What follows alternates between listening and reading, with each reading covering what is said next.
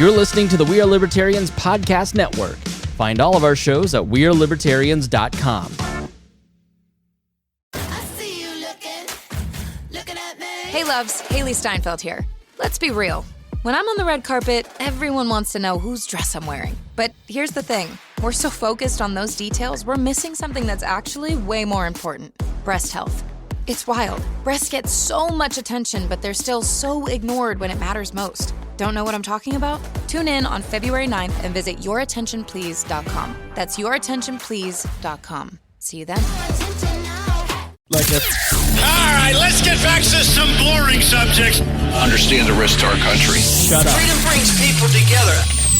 You're listening to the We Are Libertarians Network. Learn more at wearelibertarians.com. I don't ask for much in life, but if I could get a decent co-host again, I would love it.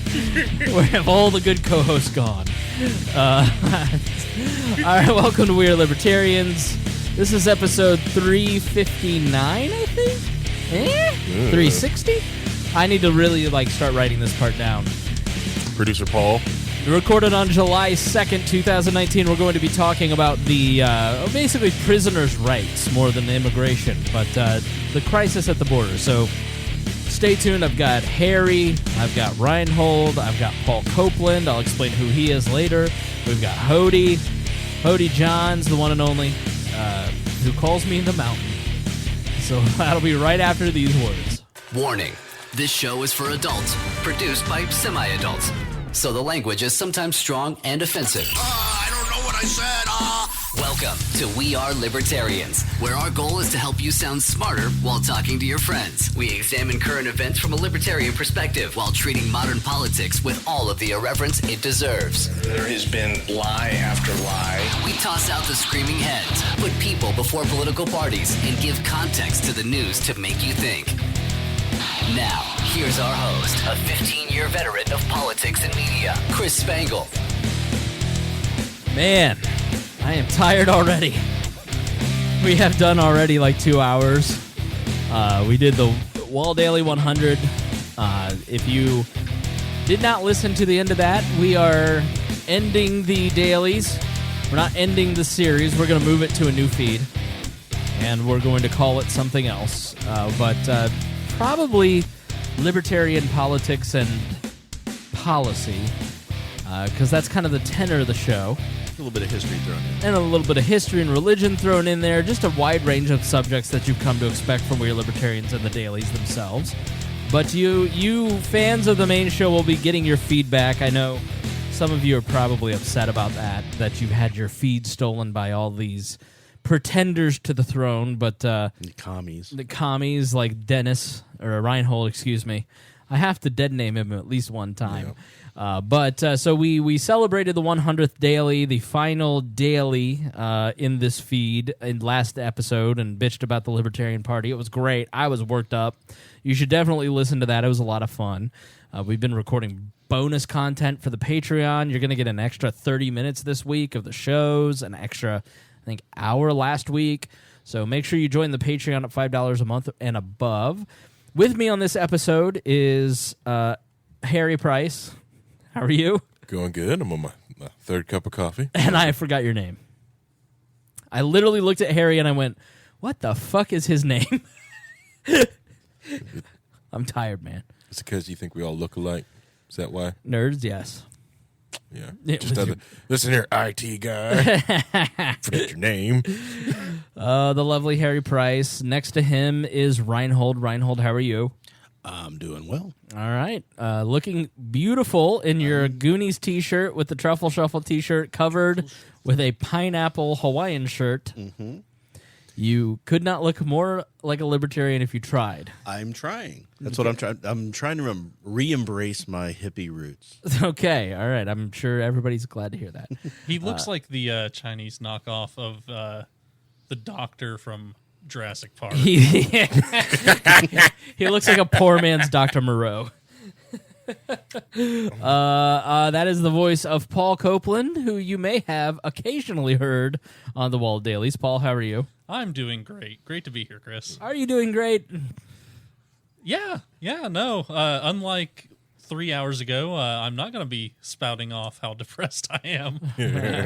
It's depressed Hodey. Hodey, he's real depressed. He is like the anti-Hodey who is always happy. Yeah, I didn't know Miss Pat was in studio today. Oh, that is Harry. Never mind. It's just... Are you saying they all sound alike? People on podcasts all look the same. Right. That is the voice of Hodey Johns, the Mormon Mirage. That's your new nickname, the Mormon Mirage. I love that. I was going to go with Storm and Mormon, but there's a few like athletes that have that. The Mormon Mirage. The polygamous pyramid. I don't know. The Honey Johns? Honey Johns, yes. That sounds like a sliced ham that you'd get for deli meat. Papa Honey John. Honey John's deli meat. So we are going to be talking, we've talked a lot, so if you want the fun stuff, you're going to have to go listen to Wall 100, Wall Daily 100, or get our bonus content, because we've got a very important subject. I wanted to do this last week because it would have been more timely, but I was too pissed off, and I want to think clearly when I give you this information. We're going to talk about the crisis at the border and what's happening in the detention centers.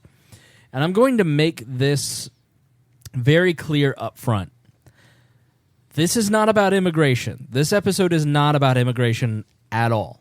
We're not going to talk about whether you're closed borders or open borders. We're not really even going to go into all of the ins and outs of why people are being detained. You can go to the show notes and you can grab a link to episode 294, I think it is, where it was almost a year ago where Harry and I did a full 3-hour episode on the crisis at the border. We gave you every legal argument. We used 250 sources for that particular episode to really find out what is happening, why is it happening, what's the truth. And, the sources on that particular post and in that episode are very detailed, and they stand up to the test of time. There is change in what's happened since a year ago. The change is essentially that Trump is doing a couple different things. Trump is he's changed how asylum works. A lot of this stuff from a policy perspective sitting in his office would have made complete sense to Trump and Stephen Miller, is that his name? The little nerdy guy who's kind of the last one left from the original campaign. So he's the immigration guy.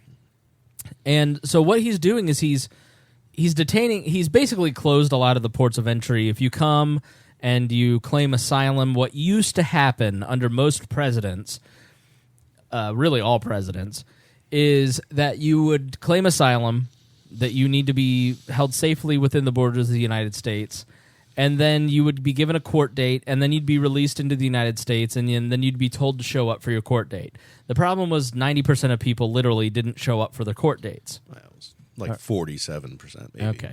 Not 90. I've heard 90 from conservative sources. We'll say 47 from Vox, that Dennis reads only. I actually heard that from the Chad Benson show the other day. So. Yeah, that's right. Here it is, probably like 47%. It has dropped a little bit because of the fear of deportation, but that's about it.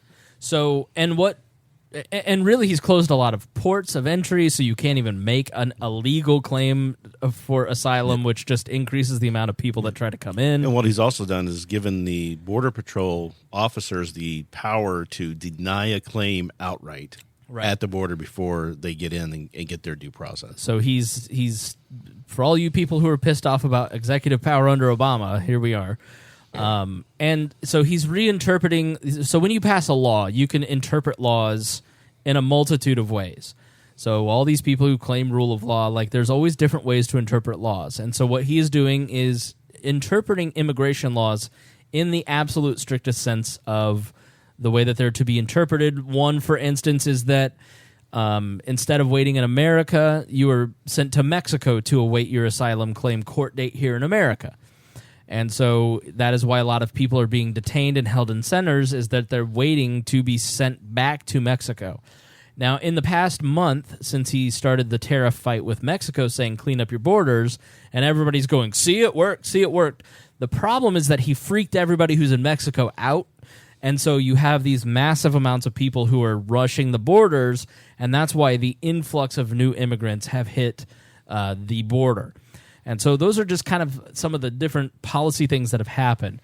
What we really want to talk to you about this evening is the conditions inside the detention centers. I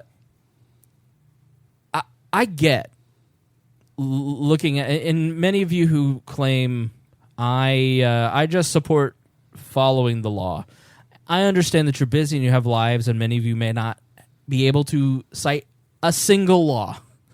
or, well, you may grasp onto like the Flores decision, which ironically is the thing that is really going to hoist Trump by his petard in a lot of this stuff because he's violating it. I get like going, all right, I understand that 90% of people don't come back and we've got to do something different. I understand that. What I don't understand is that if you're sitting in the Oval Office and you know you're going to make these changes, you don't prepare for it. You're going to increase demand and keep supply the same. Like a basic economics course would have told Donald Trump that if you're going to put 300 people into a detention facility that is staffed for 100, bad things are going to happen. You don't increase funding. You can increase funding for the wall and declare an emergency, a military emergency, a national security emergency for the wall, divert $5 billion for that, but you can't prepare for the influx of people that you're about to detain. What I really want to talk tonight about is prisoner rights. And when the United States holds someone in prison, be it foreign or domestic, what rights does that person have? What I have been grieved by and greatly troubled by are the people who, I'll give the benefit of the doubt of the people that never click the link to look at the photos or read the articles or hear any of the subjects. I'll commend you for actually clicking this link and listening. What I can't forgive are the people who have seen the photographs, who do understand what's going on, and they just don't care. Be it racism because they're of a different nationality or color, be it a complete sociopathy, a sociopath, like I don't know the word. If you're a sociopath who genuinely doesn't care about your fellow man, like I got into a fight with a state legislator here named Jim Lucas in Indiana because he had seen it. He just didn't care. Yeah, I mean, and that was the thing too. He called you out because you were saying whether you agree or disagree on immigration, this isn't right. We need to fix this. This is not how we treat people. If you argue that it's okay, you're a sociopath. Yeah. And so people like, you called him a sociopath. I said it's sociopathic to argue that this is okay. The definition of a sociopath is a person with a personality disorder manifesting itself in extreme antisocial attitudes and behavior and a lack of conscience. And 4% of the people are sociopaths. So you're going to run into a few of them. Mm-hmm. But the real irritating thing is you weren't calling him out. You were just saying this is wrong. And his response was, this was why libertarians are too extreme. Right. We're too extreme because we think that any human being deserves a certain number of inalienable rights. That's what the term means, inalienable. Right. Mm-hmm. As we look at the 4th of July, we're going to see a lot of people who are posting about the new religion, which is militarism, which is honoring the flag because we have a strong military. If you want to honor the founders on the 4th of July, read the Declaration of Independence and maybe the Federalist Papers if you want extra credit, and understand that natural rights are all men are created equal. It doesn't say all Americans are created equal. It says all people are created equal, that certain inalienable rights exist for all human beings. Mm-hmm. It's not about how many people we can kill with drones or by invading other countries. Has nothing to do with the military, the flag, or the pledge. Has everything to do with protecting the rights and the dignity of every individual on the planet. And so when I look at the situation that's happening there, I'm moved by it. I lean more open borders. I look at it frankly from an economic perspective. I try to be consistent as much as I can be. And just as I don't like taxation blocking the free flow of capital between people, I don't like borders blocking the labor where people are trying to go and work, or the government is telling me, for instance, I'm going to work in Canada in 2 weeks, and I had to pay to expedite a passport $300 today to ask permission of the government to leave the country. So they extorted 300 of my hard-earned dollars so that it may please the crown that I travel to go earn another paycheck to help pay for the money they extorted from me. Because if I show up to the border and say, can I enter your country? Or worse, if I try to come back, I'm not getting into my own country because I don't have a passport. I haven't paid for the privilege of leaving my own country where I pay taxes. Like, it's sort of absurd. It's just sort of an absurd concept. You know, when I travel between the lines of Indiana and Illinois to work, for instance, not much happens. There is no closed border. There's, you know, I think what bordertarians or people who believe in strong borders or closed borders need to realize is that, like you will never stop the free flow of capital or the free flow of speech, you will never be able to stop the free flow of labor. If you have a strong economy in the United States, people will always try to come here for economic opportunity or to flee situations that are caused by drug wars in their home country. And so the idea that they should just stop coming here is a fantasy. It is as much of a myth as the Green New Deal. And you are really arguing for a stopping of a key component of capitalism, which is a supply of labor. And it's really counterintuitive to a lot of your other beliefs, especially libertarian beliefs. Now, from a purely libertarian standpoint, open borders make sense. I do understand the argument that you can't have free healthcare. Like, look at California. The episode that we did, it was not lost on me that the episode that we did on California last week, where a quarter of the nation a quarter of their population is they have a lot of immigrants. I don't remember the number. I won't put a number on it. And they're there because they get so much free stuff. And so you can't have a welfare state and just open your floodgates. But that's a completely different argument. There's an all-encompassing individualistic argument that needs to be made, and it needs to be made consistently. You disagree that you can have... No, what I'm saying is that so on federal level, we say that people who are here illegally aren't entitled to welfare for 5 years, right? Mm-hmm. On the federal level, right. Yes. And then for 5 years and after they get a benefit. Right. After you are naturalized, you have to wait 5 years before getting federal welfare. Right. It's the 96. It's the Clinton welfare reform that doesn't count for state and local welfare. Right. So what you have now is you have a state who has decided that they're going to do something different. They're going to provide these benefits for everybody who's residing in their state. Right. So why are all these people who claim to be for states' rights wanting a federal level to block California from doing that? I don't know.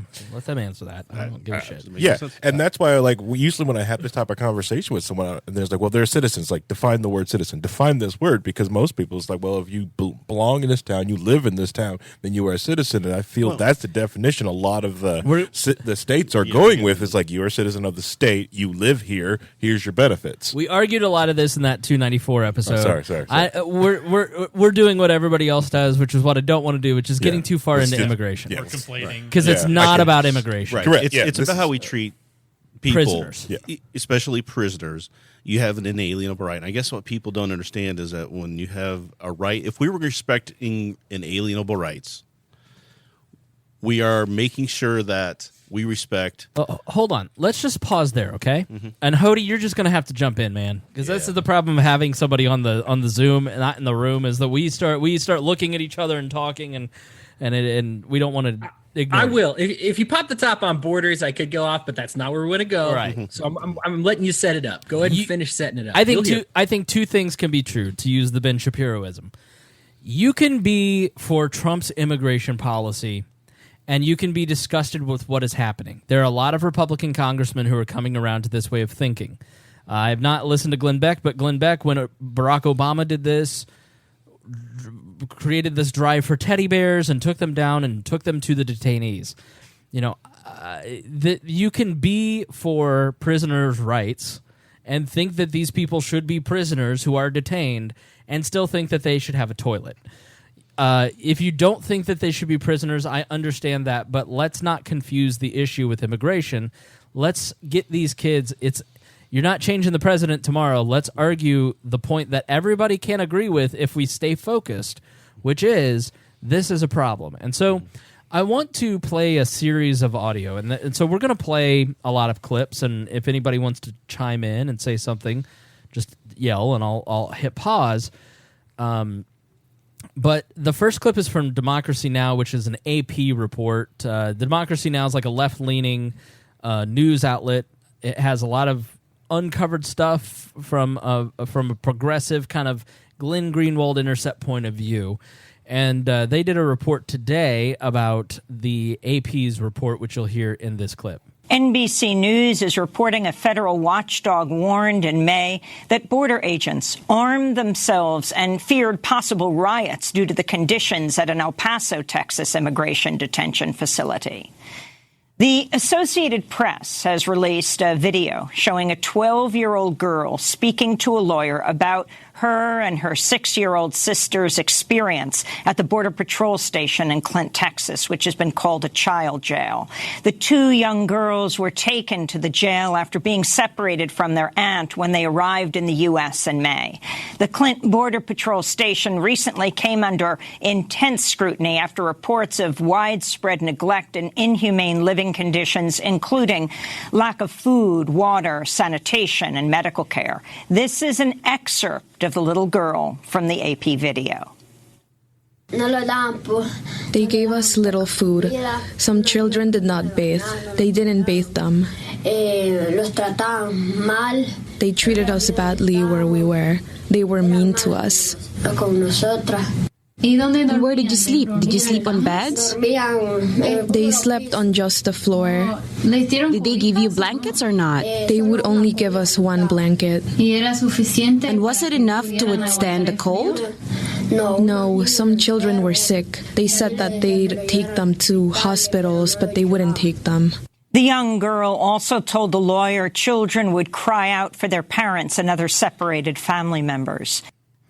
All right, so this is just in. Joaquin Castro, a congressman whose brother is running for president, actually secretly recorded the El Paso border station #1, and you can see video of women kind of in that same situation. They do have, some of them have sleeping bags, and some were held for 50 days. They've been denied showers for up to 15 days and life-saving medication.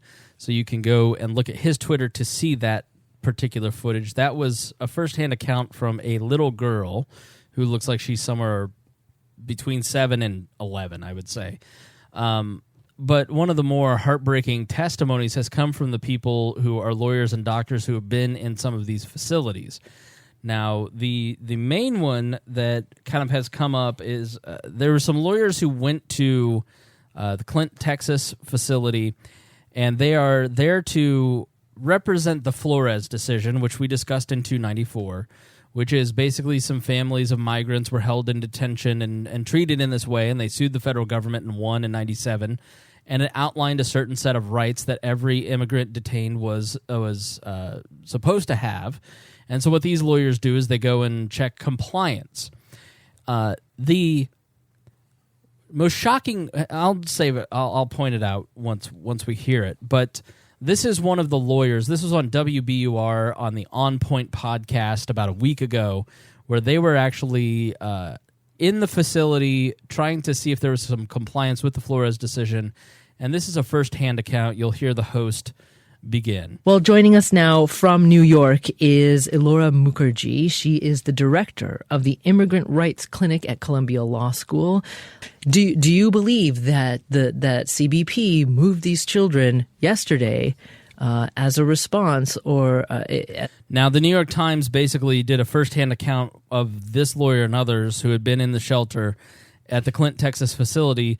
The next day, they were moved from the Clint, Texas facility.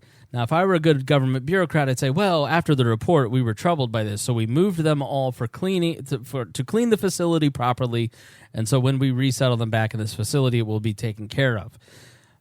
the more cynical view is that we just don't want you to get any footage of these kids in these particular conditions, and so you don't actually see what's going on, and therefore the eyewitness testimony isn't corroborated. An action in response to you and several members of the legal team who went public late last week to what you told the world that you saw.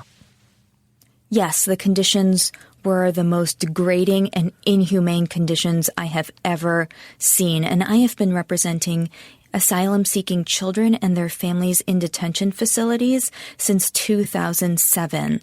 This is unacceptable and should not be happening in America. When we arrived at the facility in Clint on Monday morning, we were told that there were more than 350 children detained there. It is a facility that is designed for adults and has a capacity just over 100.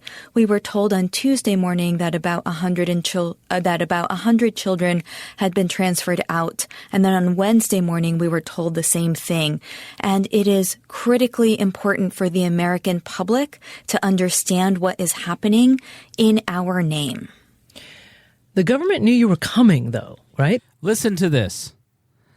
They had warning, and you are hearing what this woman saw. They had warning, and they said they cleaned up. And this was the most stunning fact that I had heard. I knew for several weeks that this team of attorneys and interpreters and medical professionals were coming as part of continued monitoring of Flores. That's correct. The government had 3 weeks' notice that we planned to visit Clint, and the on-the-ground staff, guards at Clint, knew we were coming a week in advance. And as a result, they cleaned up the facility before we arrived. Some children bathed for the first time while we were there last week. Some children who had been held incommunicado without a single opportunity to make a phone call since crossing the border were allowed their first phone calls. But even with that, though, what's been reported, what you and your... Basically, what they couldn't clean up was the memory of the children that were being held there. And when they were asked how they were doing, they told the truth instead of looking at the facility. Your legal colleagues have been saying over the past several days is shocking. I mean, can you just tell us more in detail about what you saw? One of your colleagues has told a couple of news outlets that, for example, when interviewing a child who was being told to take care of another child, the infant had no diapers and was sitting there, and in the process of the conversation of the interview, because the child had inadequate clothing, just urinated right where the child was sitting. I want you to think about the morality of this situation. If you were watching an episode of SVU and you heard the torture facility where a child was being held and one child was taking care of another and the baby didn't have diapers, and this was a company that was housing children, foster children here in America, and they were living in these conditions, this would be an episode of SVU. So why does the morality change when we go from a perpetrator on the SVU show to the federal government? It doesn't. In fact, the morality is more outrageous because your tax dollars are being stolen to treat children this way. That's true.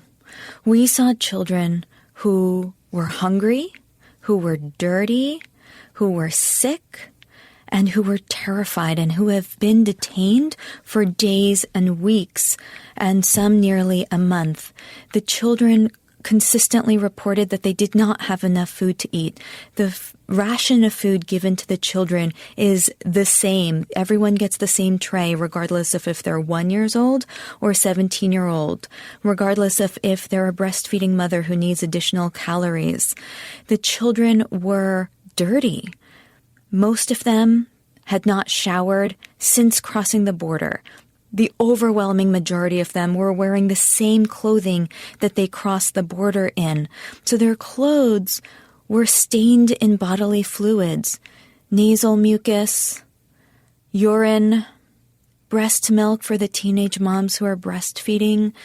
And when I interview children in immigration detention, I typically try to sit close to them so that I can try to build some rapport while we're talking about the most sensitive and traumatic topics possible.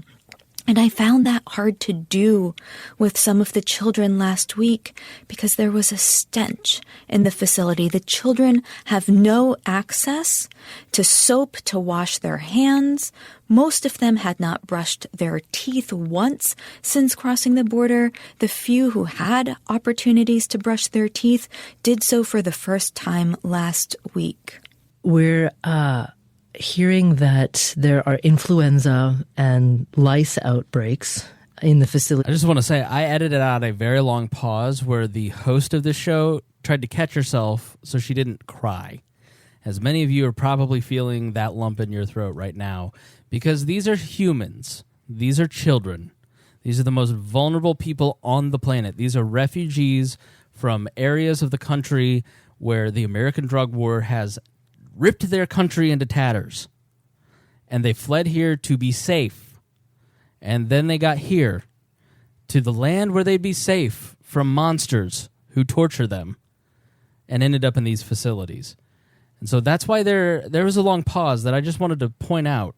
It's because to hear this story and to think about children, you have to deny their humanity. To think that these aren't people with feelings and emotions, to think that this is okay. You have to literally deny their humanity. Well, and say they shouldn't have come here. Well, they're here, and they're in your care. You are a ward of the state. If your child was in an American detention facility in these conditions, as a parent, how would you feel? That feeling doesn't change just because this child is Honduran. And it's sociopathic to think that it does. I'm sorry. It makes you lack a conscience if you think that that particular scene is okay because they're of a different nationality.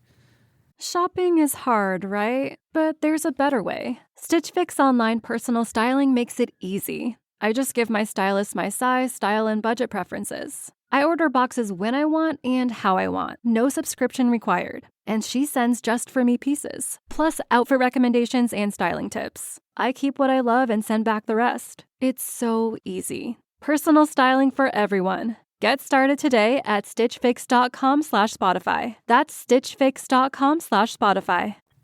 Go ahead, Paul.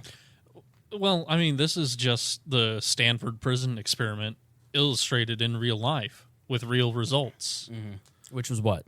The mid-'60s, where Stanford College did a experiment where they put one group of students in charge of running a prison facility with other students as the subject, and they gave them authority to set rules and to divvy up the resources. And what you found is eventually the students with power dehumanized and began to mistreat the students that were being held as... I had heard that had been debunked somehow. So something in my brain says that particular experiment was debunked. So double check that if you actually, before you share that, just do your homework on that. No, that's real. Philip Zimbardo, the guy who did it, he wrote a whole book on it. I just finished reading it. Oh, okay. Yeah. In fact, there's footage available online too. Okay. Well, then I'm wrong. Yeah. Give us more details, Hodey, since you just read this book. Man, so with Dakota Davis, we both read The Lucifer Effect is what it's called. And it's by this guy, Philip Zimbardo, who ran the Stanford Prison Experiment. And he borrowed from some older tactics where it was based on authority. What they're trying to show is what somebody with a badge can do, somebody without a badge can do. So somebody with street clothes would come up to someone and say, hey, we're going to do this experiment where we shock this puppy. And they're going to be like, heck no. But then somebody in a science jacket with like a little license and a form is like, hey, we're going to shock this puppy to, we got to do it for, and they're like, well, if it's for science, okay. You've got a badge, you've got a coat, you've got a uniform. In the case of the Stanford Prison Experiment, you've got a badge. So therefore you'll obey my authority. Now, the funny thing about the Stanford, well, I guess not funny, the horrifying thing about the Stanford Prison Experiment is you had these fellow kids who knew they weren't in charge, but they were placed in there. They were given they gave them all a baton, didn't tell any of them that they could even use them, but almost all of them used it in like threatening ways. even if not to hit, to like rattle it against the cells. And all of them just love the feeling of authority. So basically they dress up as authority figures. They get treated like authority and they become authority, even though they aren't even granted any authority. It's just, it was nightmarish. I think Paul summarized it well. It gets into a lot of, there was multiple different psychological, it was a personality experiment as well. Yeah. But a lot of different elements. It got so out of hand that they actually had to cut the experiment short. Wow. And now we have the same thing playing out, but with real authority, with limited resources, because it's run by the government. And just watch Chernobyl.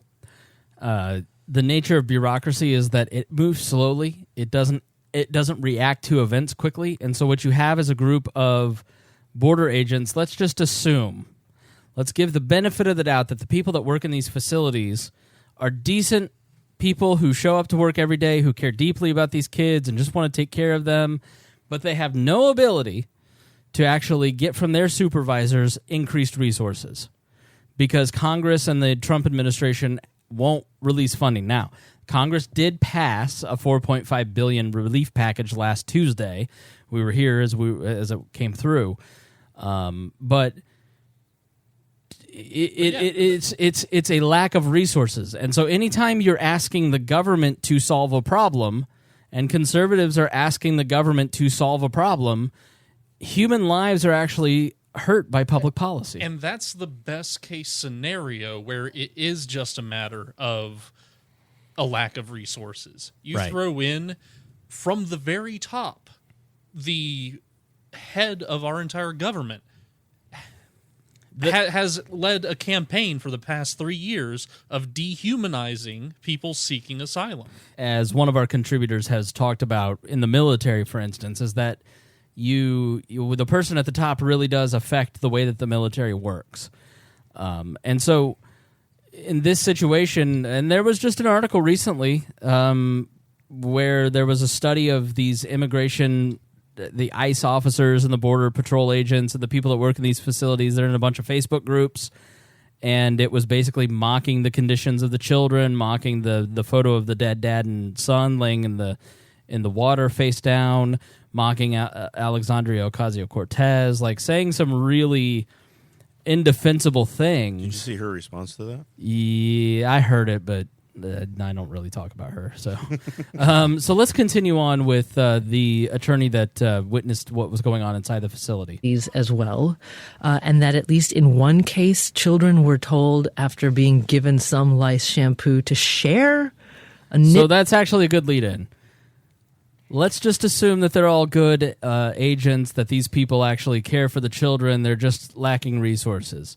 Let's see if what has been happening in the facility holds up according to this particular interview. Removing comb, and they were punished when one of those combs were lost? That's exactly right. So about 20 girls were held in one of these cages, one of these holding cells, and 2 of the girls had lice, and the guards gave them 2 knit combs so that they could comb out the hair, not just of those 2 girls, but they were ordered to share those 2 combs and comb out the hair of all 20 girls. Now, this is exactly the opposite of what you're supposed to do when a person has lice. They are not supposed to share their combs with anyone, but the girls were told that they all had to share those same 2 combs. In the process, the girls lost one of the combs.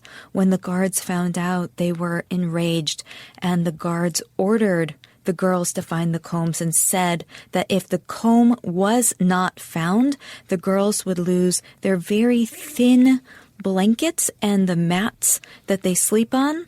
And that is in fact what happened. The kids could not find that comb, and the blankets, the limited blankets and mats that were in that cell were taken out. All the girls had to sleep on the concrete floor that night. And we repeatedly heard from children that there are not sufficient beds or mats for children to sleep on, and that they are sleeping on concrete floors. Even in the holding cells, where there seem to be bunk beds, the children are reluctant to sleep there because the temperatures are so cold.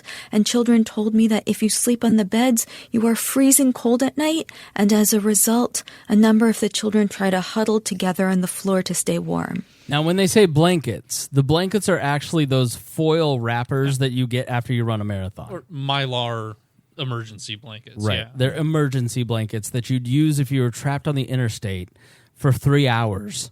They're not blankets. No. They're there to hold just enough body heat to keep you from catching hypothermia. Now, the congressman that shared that video, those women had sleeping bags. But as you can imagine, these are emergency detention facilities that are meant to hold people for 72 hours, and they're holding some of these people for 3 or 4 weeks, if not longer. Harry, go ahead. No, I'm sorry. I thought I was ready to listen to all this again and go through all this, but this is it's still very disturbing. Well, you may say to yourself, okay, this is a lawyer who is representing the Flores decision. They must be some crazy activist. I want to play for you an eyewitness from a doctor who works for a charity who goes in. Now, people actually, by the way, tried to donate soap and all kinds of things, and they were not allowed to. You're not allowed to send anything. Right. So this is a doctor who works for a charity that has been going and caring for some of the children. And let's hear what she has to say. It's from the same WBUR On Point podcast radio interview that I listened to. I want to hear now from Dr. Dolly Lucio Sevier. Dr. Sevier is a pediatrician in Brownsville, Texas. She was asked by lawyers to visit the Ursula detention facility in McAllen, Texas. Now, this is a separate facility from Clint. This is a different facility than the one that the woman just now. And what you will find as you look into this, you will see images and video and articles from eyewitnesses from multiple different facilities. And they're all going through the same thing. And so some of you may say, well, those people probably have not made it this far in the episode or even listened at all, but, that's just one facility. This is a systemic problem. This is a problem with the way that your government is operating its facilities. And so this is an eyewitness from a completely different location. After a flu outbreak there, sent at least 5 infants to the hospital. Infants. Dr. Sevier visited on June 15th. She wrote up a medical declaration that was later obtained by ABC News. Now, she did not go public like the last people. She wrote up a document that was obtained by a news organization. So she was not seeking publicity with this account. So this was a report to the managers of the facility. Right. Dr. Sevier said, quote, "The conditions within which the children are held could be compared to torture facilities." Well, we spoke with Dr. Sevier a little bit earlier. And that's sort of the weird thing about all this is that, Ocasio-Cortez says, these are concentration camps, which you could see as, you could see that as hyperbole. But she was drawing something from her memory of what could compare to this. Because a lot of people say she's this young congressman, and yes, she is. And it's has she experienced, or most Americans experienced, of seeing anything like this? Right. And that's what they're going to think of. People who don't know history tend to kind of leap to the thing that they most. But let's go to the definition of concentration camp, just as we did with sociopath. A place where large numbers of people, especially political prisoners or members of a persecuted minority, are deliberately imprisoned in a relatively small area with inadequate facilities, sometimes to provide forced labor or to await mass execution. All right, we missed the mark on those last two. For right now. I don't think anybody's trying to... Forced labor part. Or the execution part, but it fits the definition of a relatively small area with inadequate facilities who are deliberately imprisoned. Well, wait a minute. The forced labor part, they did try to ask the lady to go comb out the other lice. Spread lice with the 2 combs. Yeah. How did Anne Frank die? Anybody look that up? She died in a She died in concentration camp. But that's the other thing, too. Anne Frank died of typhus. Right. Yeah. Because it was spread by fleas. Right. What people don't understand when they get upset about the term concentration camp and they immediately think death camps. Now, there were concentration camps and there were death camps during World War II.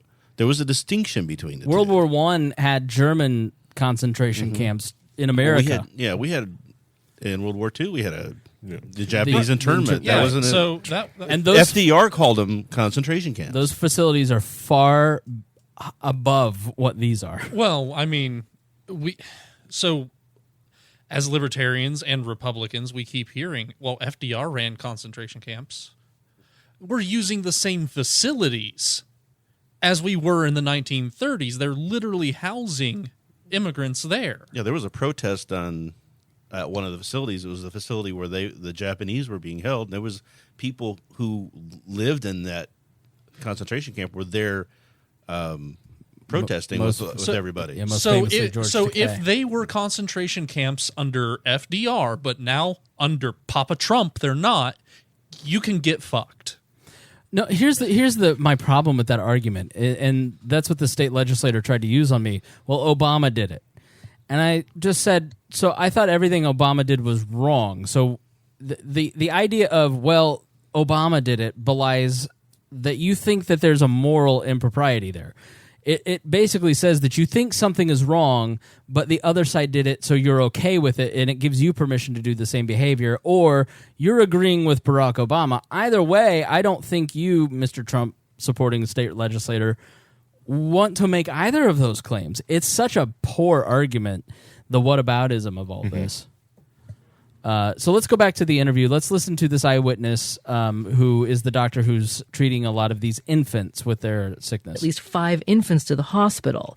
Dr. Sevier visited on June 15th. She wrote up a medical declaration that was later obtained by ABC News. My point was, going back to it, is that the hyperbole of a torture facility, she defines it in the end, and I really want you to hear it, because see if you agree with the hyperbole. And that's the problem with using hyperbole like AOC does or Trump does or other people use hyperbole all the time to get your attention. But when there's something that really does need your attention because it does fit the hype, people don't pay attention because they're so exhausted by you. And this is one instance where I think torture facility really does fit this definition. In that declaration, Dr. Sevier said, quote, "The conditions within which the children are held could be compared to torture facilities." Well, we spoke with Dr. Sevier a little bit earlier today, and we began by asking her to describe the things that she saw that will stay with her the most. Definitely what impacted me the most was the inability of the mothers to wash their infants' formula bottles. I think what I think over and over after seeing that was, if a parent told me that in... Harry, you just made a face. You are the parent of someone who uses a bottle. Not washing a bottle after every use. What is that? What does that mean? Just bacteria. That is, oh man, that's got to smell awful. Just the smell, but the bacteria in there, because it is where that milk is, right? And you put human saliva in there. It is just an incubator. It's just, oh wow, that is disgusting. Exam room, I'd be very concerned about their conditions at home and consider calling. She said, I would consider calling CPS if this were in my exam room at my home clinic. Yes, to get them some support. That was what was most alarming to me. So not being able to even rinse the bottles out after using them for days and days? They rinse with water that's supposed to be used for drinking in a bathroom sink that does not have running water.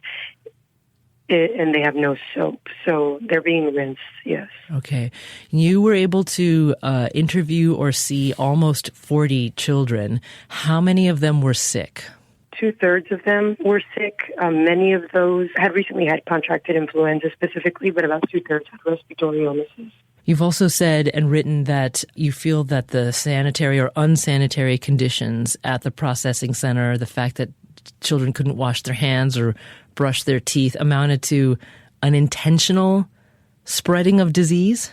They're clearly having issues with outbreaks. They've reported it themselves. They've closed some centers because of that.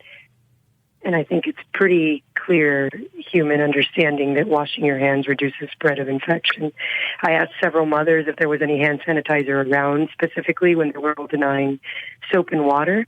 And I pointed to my hand sanitizer I brought along, and they said, yeah, those are for the guards. Now, you've been widely quoted. Many of the guards, don't worry, many of the guards are wearing face masks with ventilation, so they're protected. What that doctor just said is that no person could be in this facility and deny that washing your hands or cleaning a bottle is what needs to take place. And so therefore, in her opinion, it is intentional. The guards are intentionally trying to get these children sick. Once your medical affidavit made it out to the media as saying that what you saw were conditions within which could be compared to torture facilities. Why did you say that? I believe there are a lot of ways that you can torture a human, and definitely demoralizing their spirit by not allowing them to keep clean, keeping them uncomfortably cold for weeks, keeping the lights on 24 hours in a warehouse, keeping them inside of a cage for weeks. Yes, I believe all of that can really get into a person's psyche and torture them emotionally, which is no less than physical torture, in my opinion. Have you ever seen anything like this in your practice so far? No, not like this. How old was the youngest child that you saw? 2.5 months. I've been born in Mexico on mom's way here. 2.5 months? 2.5 months old, yes. Did any of the children show signs of psychological harm or trauma? And are you concerned that trauma could last? Yes, I think all of the children had signs of trauma, every single one. All of them. Every single one of them.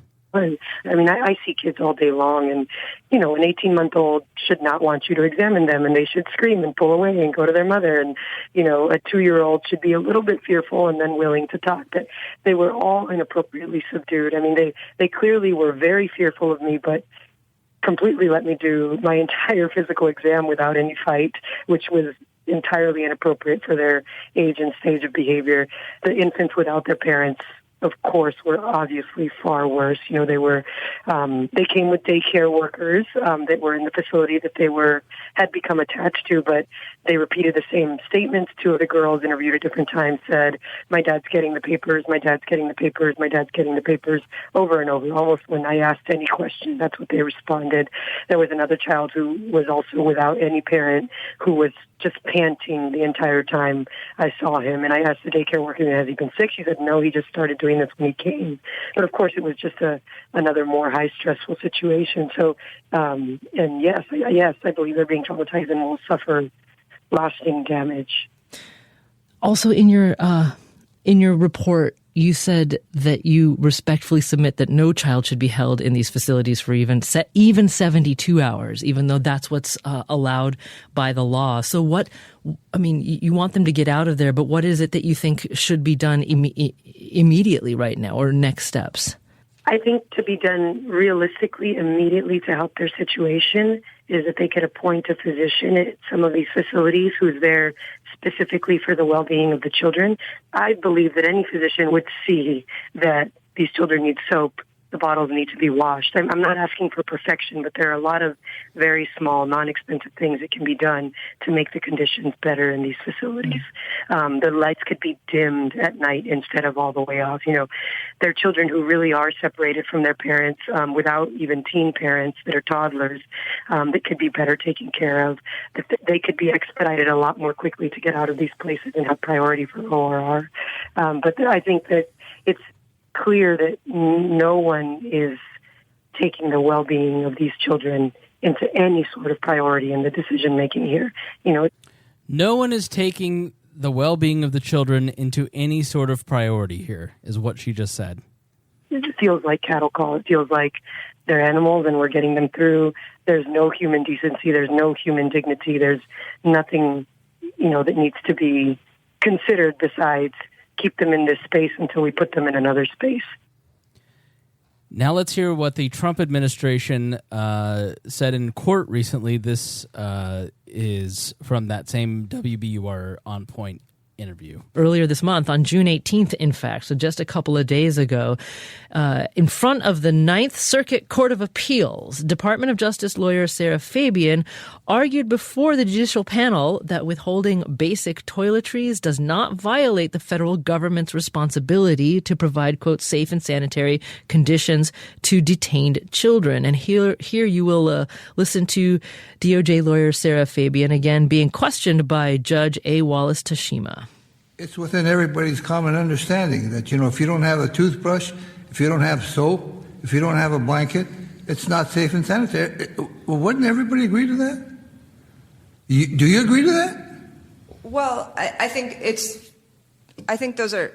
there's fair reason to find that those things may be part of safe and sanitary. Maybe are part. What do you say maybe? You mean there are circumstances when a person doesn't need to have a toothbrush, toothpaste, and soap for days? Well, I think in CBP custody, it's frequently intended to be much shorter term. So it may be that for a shorter term stay in CBP custody that some of those things may not be required. You'd die in the wilderness if you didn't have a blanket. You're just dead. Right. Yeah. But your government doesn't give a fuck about that point. The government. I'm in restaurant management. They would shut us down in a day if they found out we didn't have access to soap that day. Mm-hmm. I mean, they would just be like, "Oh, is there no soap on your facility? You're done." You're done. I mean, they'll write us up, and in fact, once our hot water machine has to hit X amount for all the bacteria to die, and it wasn't quite temping that amount, so we had to hand wash all our dishes in order for us to stay open. Same government says, what's a month without a toothbrush? What's a couple weeks with a dirty diaper? No diaper. No diaper. You don't get the diaper. Crap yourself. It's not. Same government says this place can operate and you can crap yourself, but I can't serve in your restaurant because I saw one of your employees only wash his hands for 30 seconds instead of a full minute. Dude, fuck off. The argument is not whether or not these people should have come here. The argument is, does a child deserve a toilet? Does a child deserve to have a bed? To me, this is so fundamental. Let me just finish up with some of the notes are fantastic. Our show notes are going far beyond what we're discussing here. So Sam Schultz did an amazing job with those.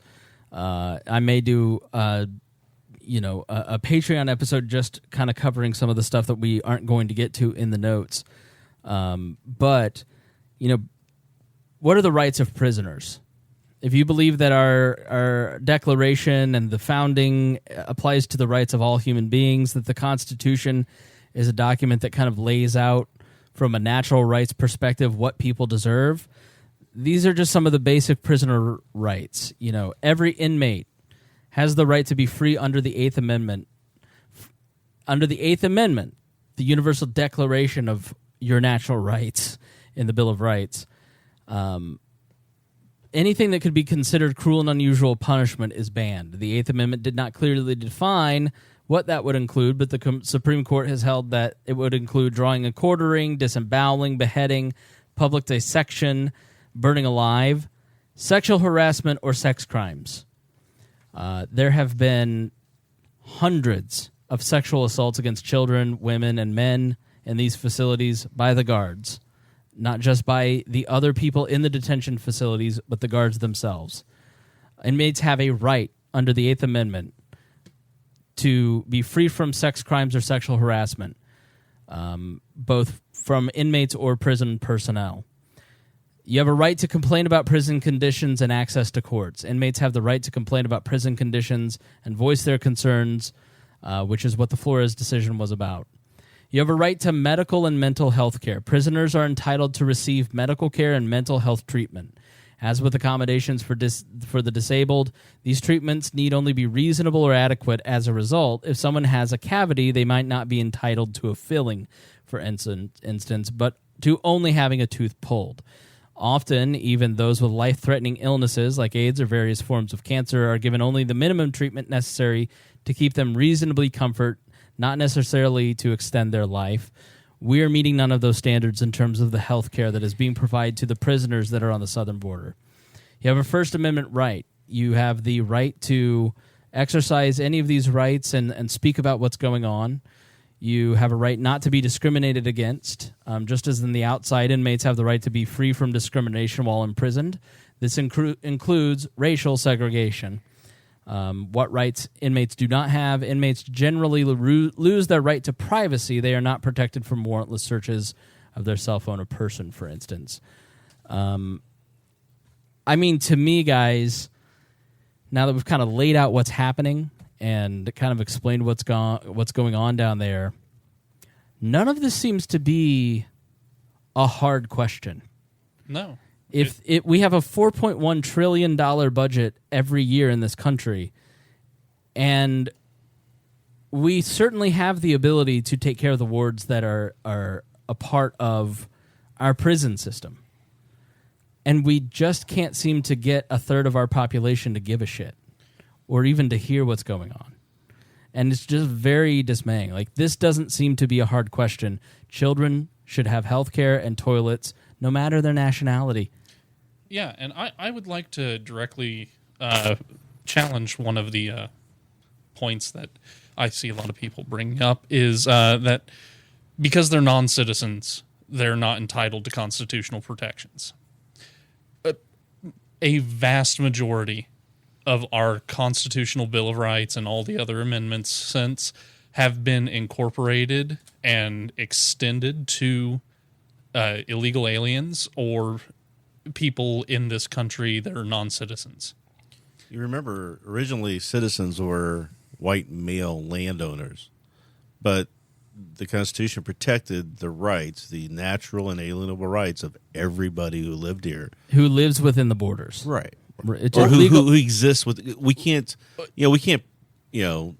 enforce that onto other countries unless we do it by force. But there have been rulings that the Constitution applies to human bodies, regardless of nationality, living within the United States. When the Constitution says citizen, it means citizen. When the Constitution says people, it means everybody. Right. I really think that Gitmo plays a piece in this. Abu Ghraib as well. Abu Ghraib. I think that the idea that we can just keep people in permanent detention, give them no due process, keep them in whatever condition that we'd like. Obviously, the Gitmo conditions improved, but early on they were very abusive. And what the government does is it often carves out what it would like to do to all of us on the least. We talked about this with free speech. Right. We're going to carve out censorship for the hackers and the sex workers and the conspiracy theorists because we really wanted to do it to all of you. And now we're doing it to conservatives and libertarians. And that's what the government does in eroding all of your rights. It picks the people, and public opinion does this as well, the people who control public opinion. We're going to do it to the people that you don't want to defend, like Al-Qaeda terrorists. And then eventually it sets a moral precedent because people didn't defend the rights of those people. So what I think Gitmo did in this nation, I think a lot of the people on the left that I personally disagreed with at the time, I think they were right. I think that not applying due process to Al-Qaeda terrorists, still detaining these people, treating them in whatever manner we want to treat them, torturing them on a consistent basis, it conditioned America to just accept that if you're not from here, we can treat you like you're an animal in a cattle car. And Americans at this point, 20 years later, just kind of go, they're not Americans, because the precedent was set 20 years ago during the war. There's still people sitting at Gitmo. Right. Yeah, they're still sitting in Gitmo. They haven't had a trial. Yeah. And that's why I was like, well, it's off. We wouldn't do this on our own borders. We wouldn't do this on American soil. It's different. It's over there. Right. Now it's on the border. And now we did it to them. Now after this, what's next? In 10 years, they're going to start doing this to, who quote unquote undesirables inside the country? What's the 100-mile Constitution-free border zone? Right. Yeah. That they gave to themselves? Yeah. And there's another wrinkle that I found kind of interesting that was raised in that interview. She mentioned that the government is supposed to legally process them through within 72 hours. Now, another right that we have in our Bill of Rights is the right to a speedy and fair trial and a fair hearing before it becomes an undue burden on us being held by the government. Right. So the federal government, under the direct orders of President Donald Trump, is violating the right to due process here. And that's, remember back when everybody's like, well, we we looked at everyone coming in at Ellis Island, and we inspected them and made sure that they were, not sick, that they come in and be processed. They were processing 10,000 people a day. Yeah. And the average wait time to be processed was 3 hours, not 16 months or however long it is these days. You would have ships dock with 20,000 people. They would depart, and within 6 hours, they would be on a ferry to mainland New York City. Yeah. And this is the internet era, right?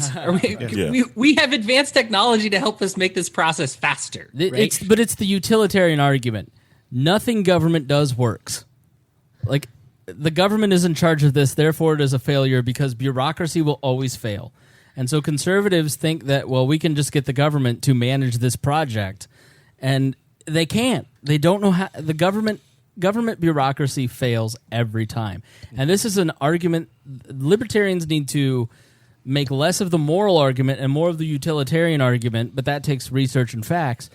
The government almost always fails at everything it does. And the more you point that out and say, this isn't a solution, this doesn't work, the market will provide, the better off we'll all be, because that's more persuasive than this is a clear case where it is immoral. This is a moral outrage. There is anger that every single one of us sitting here and probably most of our listeners felt listening to all of that. How dare this country engage in such moral behavior? And the worst thing when we're talking about government and how ineffective it is, and then politics, when politics gets involved, is that you have these problems come up and people go, well, this is what we should do to fix this, and this is what we used to do here, so let's do that there. Nobody's asking the important question is, why is this happening to begin with? And actually addressing the root cause of issues. Right. It's mind-blowing that just that simple thing just does not get done. Right. We're getting into some philosophy and legality here. Are we done telling sad stories, or is there a couple more that you have for us? I don't have more sad stories. I do. Okay. I did want to say one thing before you go. Is that in Indiana, in Indiana, we don't treat. We would go to jail if we treat our pets as bad as these people are being treated. That's exactly right. And that's the point, is that so let me, Hodey, before we get off on your rant, I want to just kind of what do you want to talk about so I don't cut us off too much? What are you going to say? Why are you a libertarian? Think about this for a second. Why are you a libertarian? This is not philosophy for philosophy's sake. I see a lot of libertarians trying to defend. I've gotten more blowback over my condemnation of these border conditions from libertarians than I have about any other subject. Man, and I don't get it. Right. Because if you are a libertarian, why? Band of Brothers had a series. One of them was called Why We Fight. Man, you don't get it. And then you see a concentration camp. And you say, okay, I get it. This is why I've decided to risk my life. If you're a libertarian, why are you investing your time, money, effort, blood, sweat, tears into this? Right? It's not philosophy for philosophy's sake. You're not just putting together some puzzle and just being like, oh, look how conveniently that fits. The same person that will talk about, and usually it's more from the Mises Ron Paul crowd where they're a little more right-leaning. The same person that will talk about how drones are creating new terrorists in Yemen right now doesn't seem to make the connection that these traumatized little children who are in detention facilities in South Texas and New Mexico and other places, who will be sent back to their home country, we're creating sociopaths. And I know I keep using that word, but when you hear the trauma that these children are going through, not just the journey here, and that's on the parents, I fully understand that. But when you get to America and you get into what you have been told, we're going to America where you will be safe, and then you end up in these facilities, how many of these children are going to go back to Honduras and become terrorists against the United States? I don't know that they will or not. There's no precedent for that, but I wouldn't be surprised if in 20 years we have a significant problem with terrorism from Central and South America because of what we're doing in these detention facilities. And make no mistake, from episode 294 a year ago to today, the conditions have greatly deteriorated. Was there anything like what we heard earlier in episode 294 a year ago. Not like this. It was kids in sleeping bags and they were in cages, and it was traumatic that they were being separated. This is now a new level a year later. What will it look like in 2 years? Right, and they had the glamour shots of all the kids playing and stuff at least. Right. You know, the back shot, there's none of that anymore. The drone shots and the images that you see look like worse than the Skid Row photos that you see. Like when you see photos of these camps, it looks like worse than a third world country. Skid Row at least had blankets. They had shelter, okay? Right. There's some running water and toilets, right? And the conditions of these kids is like, I'd rather take my chances with the desert. Mm-hmm. You know, sorry. Well, no, and the spending bill that was approved, there was a delay in getting that done because there were two versions of the bill, and the Democrats were holding out for one, and the Republicans were holding out for the other one. Right. The Democrats finally caved because they said we need to get money to these people, but what their bill had in it was basic standards that had to be met by the government for the kids. Right. And Trump and the Republicans wanted to veto that because they wanted the other bill that had more with no limits or any requirements and more focus on paying overtime to the Border Patrol agents. Yeah. So I want to touch before we go on constitutional rights of illegal aliens and what the Supreme Court and other courts have ruled over time.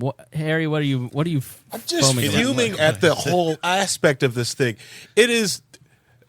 The idea of holding them, right, and like the money that goes with so like the logical brain of mine, right, like once it gets to the emotion, that's just finally trying to get my mind out of the emotion part of that because that is a deep hole and it's like really making me shut down. I think any parent would feel that way. The logical part of me is like just get them out there and release them because you could give them an Obama phone or a Trump phone. You can call them whatever you want, and if they don't show up at the airport, just track the phone, find them.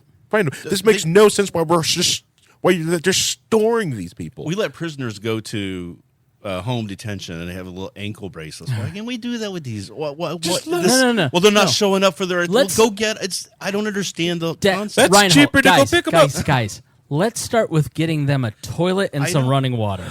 Let's make this real easy on people. Let them go. Let them go. No, hold on. That's too hard for people to accept. Let's just start with. Does a child deserve to shit their pants without diapers at 2 years old for 3 months? Do you agree with this or not? Like the idea that we're going to get the Trump crowd after 30 years of, I mean, really, the Hodey, the book club book that we did, Liberty's First Crisis, about the first Congress and the Alien and Sedition Acts, the entire thing was about a crackdown on free speech and a crackdown on immigrants. This is born into the DNA of this country. It's a country built on immigrants. And the other people who immigrated 50 years previously hate the new immigrants. Know nothings, the KKK. Right. You know, and then you had George Will wrote a piece like, hey, listen, it used to be worse 100 years ago. Read the book The Golden Gate. It's The Guarded Gate. That's the book I'm trying to get everybody to read because it is so important to read. And I didn't like necessarily his take on it that, well, it was worse than or whatever. It was just that they were more open about what they were saying, but they were still couching it. If you look at and you read the book, there's a lot of things taken out of their communications between people that was not public at the time, and what they were really saying about what they wanted. They want these people sort of like when your Facebook groups accidentally end up on BuzzFeed. So your private groups. So that book is such a great tale of how we got from the know-nothings to basically the late 1800s through the rise of eugenics, the unions who wanted to make sure that cheap labor weren't coming in and causing the prices to go down, and the Boston Brahmins, who were basically the aristocracy of Boston, who were upset that 70% of Boston was either immigrant first or second generation. They wanted to keep America. They wanted to fight for the Nordic tradition. They wanted to keep America white, right? Right. It was just like, it wasn't just white. They wanted Western Europeans. They did not want, they were upset about the people coming in from Italy, from Poland, from, other European countries, the Eastern and Southern European countries, even Reformed Jews who were here were disheartened by the Eastern Jews who were coming in. Yeah. And they wanted to combat that. So and then what happened was the eugenics, which was this fake science that they thought was real, took hold based on flawed premises and flawed science that's been completely disproven, and created the scientific backing for all of their emotional desires to not have these people in. Right. So here's some of the things that were written in the mainstream newspaper, the Boston Herald. Shall we permit these inferior races to dilute the thrifty, capable Yankee blood of the earlier immigrants? And the Yale Review described the vast masses of filth from every foul and stagnant pool of population in Europe. In Century Monthly, an author informed readers that Mediterranean people are morally below the races of Northern Europe, that immigrants from southern Italy lack conveniences for thinking, that Neapolitans are a degenerate class infected with spiritual hookworm, displaying low foreheads, open mouths, weak chins, and backless heads, and that a few of the garment workers in the New York Union Square had the, quote, type of face that would find at a county fair in the West or the South. And it goes on and on in this article by George Will from June 29th, 2019, titled in the Richmond Times-Dispatch, Last Century's Immigration Debate Makes Today Seem Enlightened. And he ends with this fact. The canonical text of the immigration eugenics complex, Madison Grant's The Passing of the Great Race, is available today in at least 8 editions and is frequently cited in the Internet's fetid swamps of white supremacy sites. At the 1946 Nuremberg doctors' trial, Nazi defendants invoked that book, as well as the U.S. Supreme Court's Buck v. Bell decision upholding state sterilization of, quote, defectives. Justice Oliver Wendell Holmes, a eugenics enthusiast, said 3 generations of imbeciles are enough, and America's severely restrictive Immigration Act of 1924. It is based on national quotas on 1890 immigration data before the surge of the, quote, motley throng. Okrent writes, these men didn't say they were following orders in the self-exonerating language of the moment. They said they were following Americans. 4 years before the 1924 Act, 76% of immigrants came from Eastern or Southern Europe. After it did, 11% did. Some of those excluded went to Auschwitz. There are costs to public policy and the rhetoric that forms that public policy, and that usually ends in the form of human lives. The story of the St. Louis. Have you heard the story there? I've not. So they got to the point where they were limiting how many people could get in. So they started having the ships who were bringing people over from Europe would basically sit offshore and wait till the first of the month, and then have a race to get into the into port. When the war started and the refugees started filing out of Germany, they were on this. There was this one boat called the St. Louis. They were denied dock. They tried to get Cuba to take them, try to get these other countries to do it. Everybody was trying to find a solution, but the one solution that they didn't want was, come on in, because you're fleeing this persecution. Mm-hmm. Eventually, that ship was turned around and sent back to Germany, in which case a list of many of them that you can go search were all killed in concentration camps. Right. And the violence that happens in Central American countries, the South American countries, you hear the stories of the people that are coming here. When they go back, you're sentencing them to die. Mm-hmm. So I think conservatives and closed border people really need to reconcile the fact with, A, people are never going to stop coming here. B, this is what closed borders look like. C, bureaucracy will always make this inefficient, and so people will be dying on American soil. 6 children have already died in these detention facilities since September. And E, or wherever we're at, you're sending people back to die in their home country instead of staying in America, where in 2 generations, they will be...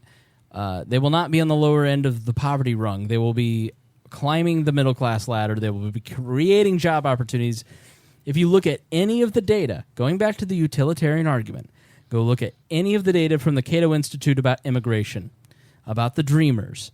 If the Dreamers left, for instance, we'd lose like I think it was $850 billion in economic revenue. Yep. Because as the labor supply increases, demand increases, and it's like when women entered the workforce and started competing for jobs in the 20th century, you didn't see people. Yeah, people competed for jobs, but new industries were formed, like nonprofits. The healthcare sector expanded. As you increase the labor supply, the demand and supply keep up, and so you create. Because the people who come here are using as much as they're producing. Mm-hmm. And so, yeah, you do have your bums who come here and suck off of California, but isn't that California's problem for having bad policy that doesn't work? So the argument against immigration overall, you're just going to have to reconcile the fact that your policies are killing people. These are human beings. And maybe the only way for a lot of these people to reconcile this is to deny their humanity altogether, because they can't accept the fact that if I support this policy, children are going to die in custody and in their home country. It's a cognitive dissonance that leads them there. And you've got I've always said that you've got the people who are the real monsters behind the scenes, who are the really trying to push this. We don't want those people here. We don't want the wrong people here. The same rhetoric that they were using back in the 1900s, 1910s that Henry Cabot Lodge was using in Davenport and Grant.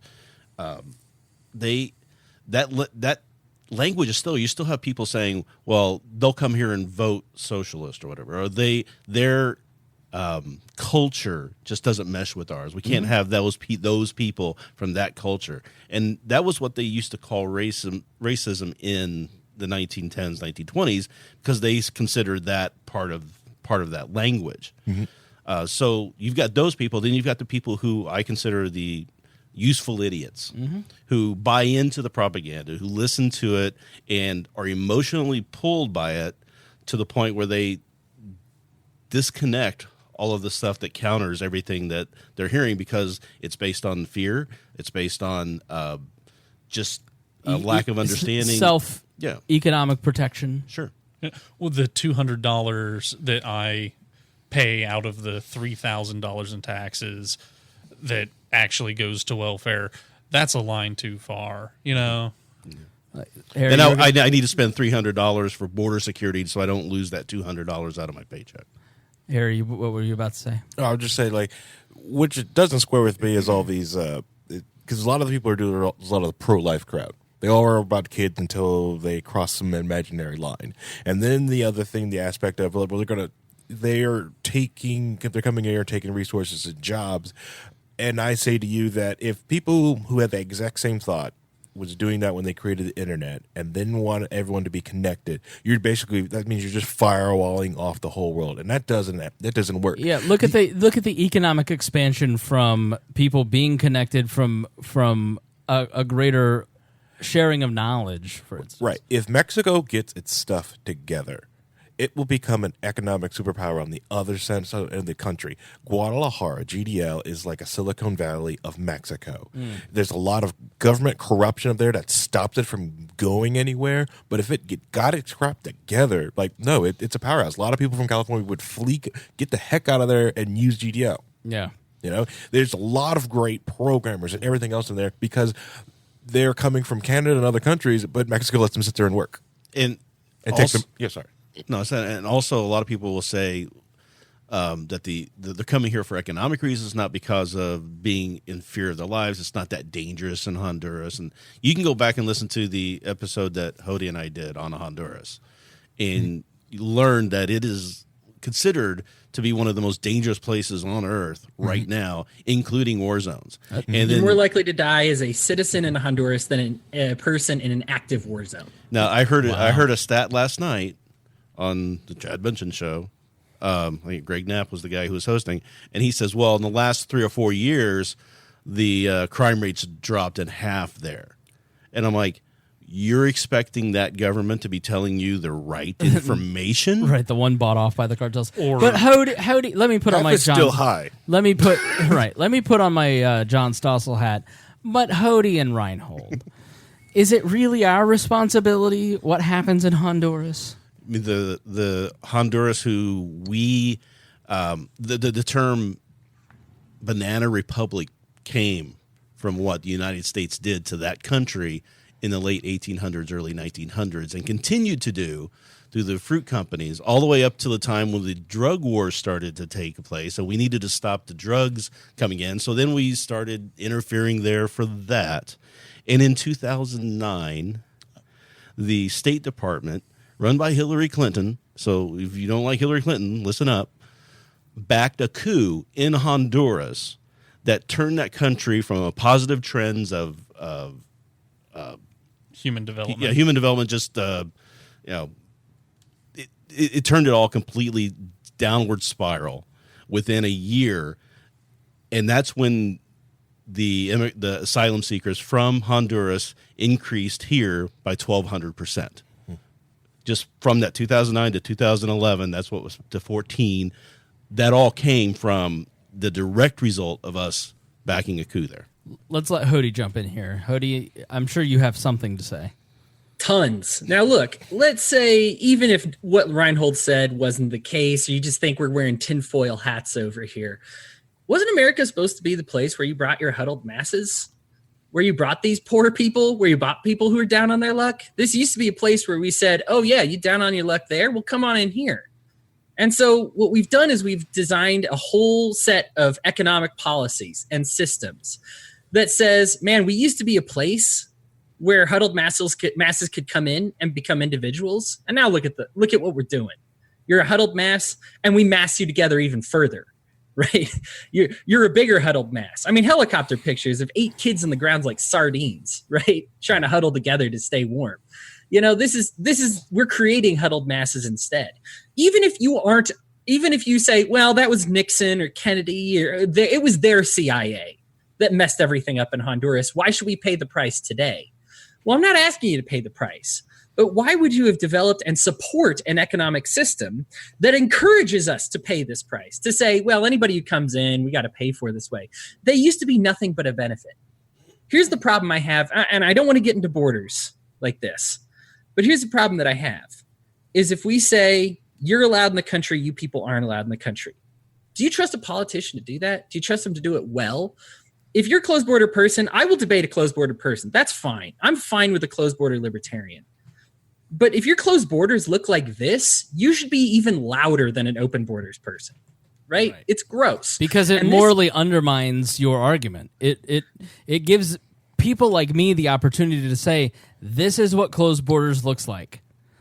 And frankly, I'm sorry, this is what closed borders will look like. It will look like this. This is the end result of your policy. As long as a politician is in control, they have no incentive to take care of these people. Right. All right. Harry, go ahead. Oh, yeah, because they want to do this whole, what are they talking about, like merit-based immigration and all this other stuff, or like and stuff like that. And it's just gross. The idea that the way technology is and the way markets are going, that you can close this thing off. Right. And one thing, when we're saying that, I keep hearing, Australia is like this, or Sweden, or all these places have these really strict immigration policies. So, why can't we? I'm like, well, weren't we supposed to be better than those places? Yeah. Weren't we supposed to be the number one best country in the world? Why don't we just take on all the other stuff from Sweden and the Europeans and the Australians and everything else? They've got healthcare. Canada's got all the socialist healthcare. Why don't we do that if we're going to say, well, we can do their immigration too? Well, that thing doesn't support my preconceived biases. Yeah. It's also not like the United States has never taken on monsters and brought monsters in the country and benefited from taking in monsters. Well, part of the problem, again, going back to the drug war, which if you want to end immigration, fight for better drug policy, fight for better foreign policy, you crack down in the 80s on drugs, in the 70s and 80s, you crack down on drugs. And communists. You drive into the prisons, specifically in places like L.A., a lot of El Salvadorans, Hondurans, and let's take the MS-13 and the El Salvadorans specifically.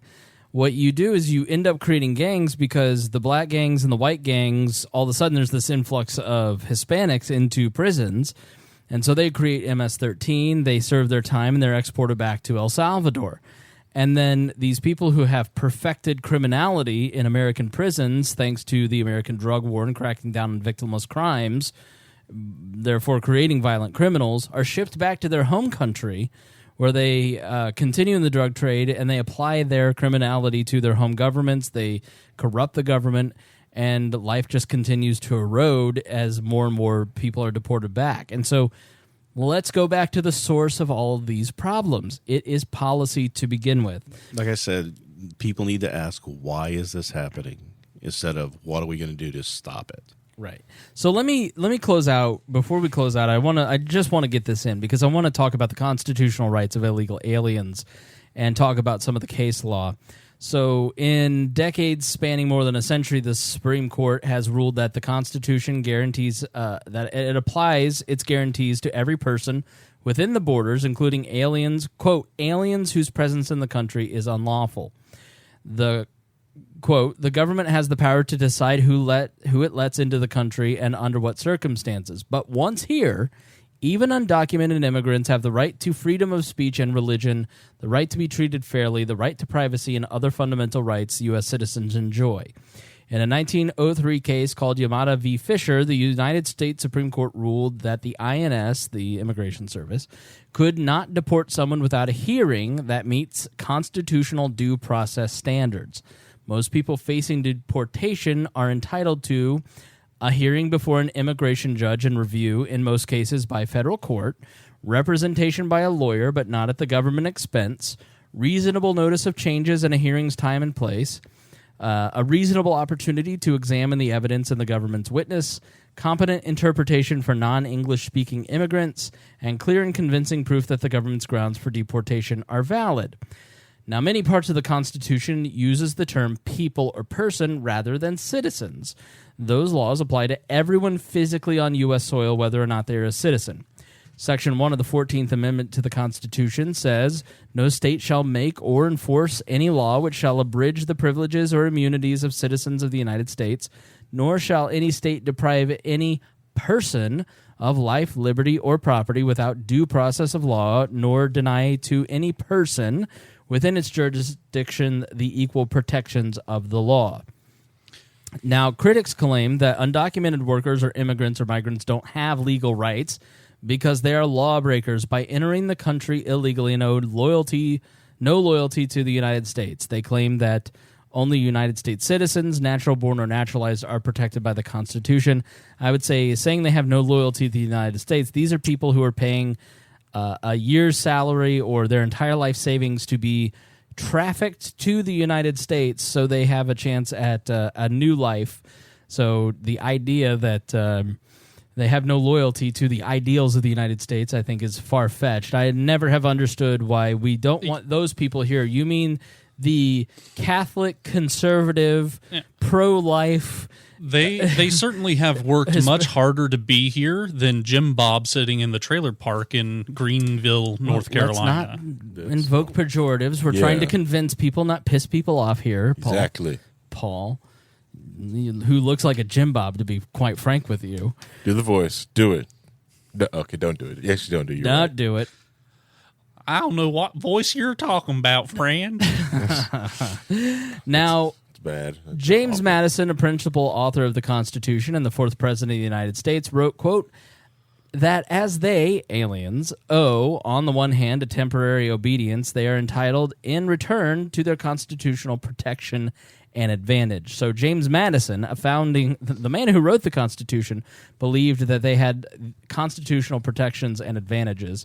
More recently, the United States Supreme Court ruled in 2001 that, quote, due process of the 14th Amendment applies to all aliens in the United States whose presence may be or is, quote, unlawful, involuntary, or transitory. Now, 20 years before Zadvedas, the Supreme Court ruled that the state of Texas could not enforce a state law that prohibited illegally present children from attending grade schools, as all other Texas children were required to attend. The court ruled that, quote, The illegal aliens who are challenging the state may claim the benefit of the Equal Protection Clause, which provides that no state shall deny to any person within its jurisdiction the equal protection of the laws. Whatever his status under the immigration laws, an alien is a person in any ordinary sense of the term. The undocumented status of these children does not establish a sufficient rational basis for denying benefits that the state affords other residents. Now, in 1973, the court ruled that all criminal charge-related elements of the Constitution amendments, the First, the Fourth, the Fifth, the Sixth, and the 14th, such as search and seizure, self-incrimination, trial by jury, and due process, protect non-citizens legally or illegally present. In 1896, the court ruled that it must be concluded that all persons within the territory of the United States are entitled to protection by those amendments, the Fifth and the Sixth, and that even aliens shall not be held to answer for a capital or other infamous crime unless on presentment or indictment of a grand jury, nor deprived of life, liberty, or property without due process. So how do they work in practice? They have the right to due process. The Fifth Amendment states that no person shall be compelled in any criminal case to be a witness. So, I invoke the Fifth. The issue of due process is at the heart of many immigration cases, including a 93 Supreme Court case that has returned to the spotlight with the surge in family separations. The case led to an agreement requiring the government to release children to their parents, a relative, or a licensed program within 20 days. In the ruling, Scalia wrote, "It is well established that the Fifth Amendment entitled aliens to due process of law and deportation proceedings." Justice Scalia said that. But in reality, Andrew Arthur, a resident fellow in law and policy at the Conservative Center for Immigration Studies, quote, "Courts of law run the gamut. In some cases, immigrants are not granted a hearing at all, and when asked about the president's tweet, White House Press Secretary Sanders said the process of expedited removal, which was created by the Illegal Immigration Reform and Immigrant Responsibility Act of 96, she said, just because you don't see a judge doesn't mean you aren't receiving due process. Under the... must have a different definition of due process than they have, a different dictionary or something. Just because I beat you up doesn't mean I assaulted you. Right.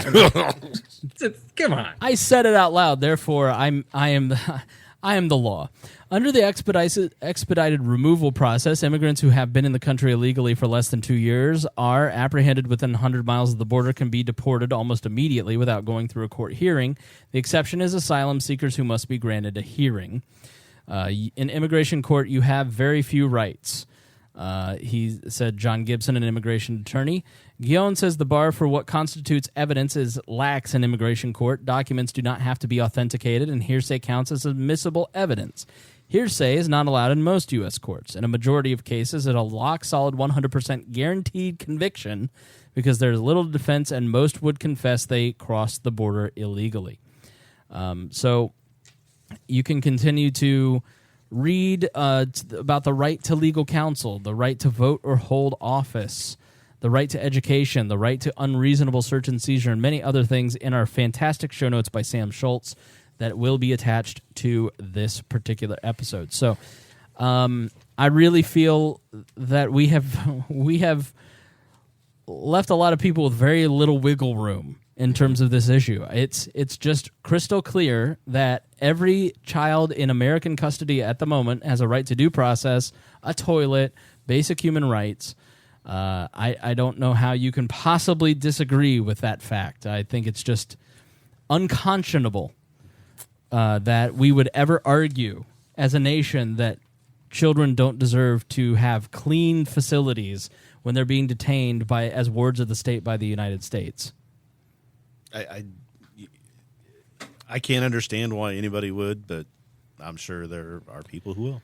Yeah. This is how the superbug is created that is immune to all freaking no, I think it's a great point. I think this is how it's created. The argument that we have to build a wall on national security to stop immigration is ludicrous when in reality the great national security risk is the amount of disease that is being put together by an intentional lack of care. Right. And then occasionally giving them that, and occasionally, so that bug is getting bigger and stronger. Right. You're just occasionally giving them soap. Right. I'm just oh man, what is in there is probably inadequate medication. Like Right. here's a round of antibiotics. Spread it amongst yourselves. right. That's this is how this is created. This is how. And what's the quote we've had in the chat recently? The 1/3 of the people. Oh, the Werner Herzog quote. That's it. I love that quote. Let me find it real quick. The other question is like crossing the border illegally, misdemeanor or felony?